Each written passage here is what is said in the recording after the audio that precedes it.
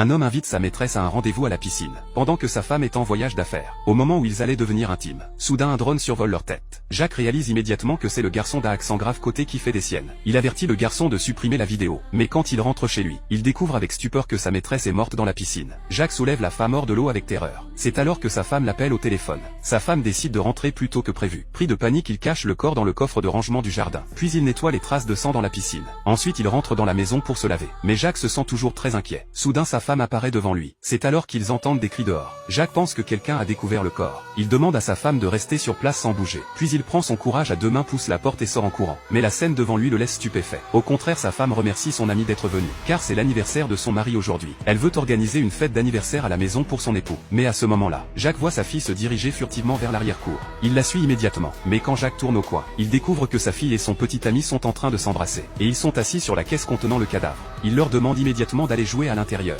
C'est alors qu'une sonnerie de téléphone retentit dans la caisse. Un certain Kevin appelle. Jacques réalise que Kevin est probablement le petit ami de sa maîtresse. Il éteint immédiatement le téléphone et essaie de se calmer. Il pense soudain que le drone a peut-être capturé des indices sur le meurtrier. Jacques retrouve immédiatement le garçon. Malheureusement, le meurtrier n'a pas été filmé, mais Jacques découvre quand même quelque chose d'anormal. Il trouve dans la cour une batte de baseball tachée de sang. Jacques pense que c'est peut-être l'arme du crime. Le soir, un homme arrive soudainement, à la recherche de sa petite amie disparue. Jacques réalise immédiatement que cet homme est Kevin. Alors il attire Kevin dans une pièce. Puis il assomme Kevin et l'attache. Mais il ne s'attendait pas à ce que le fils de Jacques voit tout. Le fils dit à son père qu'il est rentré plus tôt ce jour-là. Il a vu les deux personnes intimes à la piscine, et a immédiatement réalisé que son père avait une liaison. Il a compris que cette femme allait détruire leur famille. Finalement, pour protéger sa famille, Jacques décide d'assumer toute la responsabilité.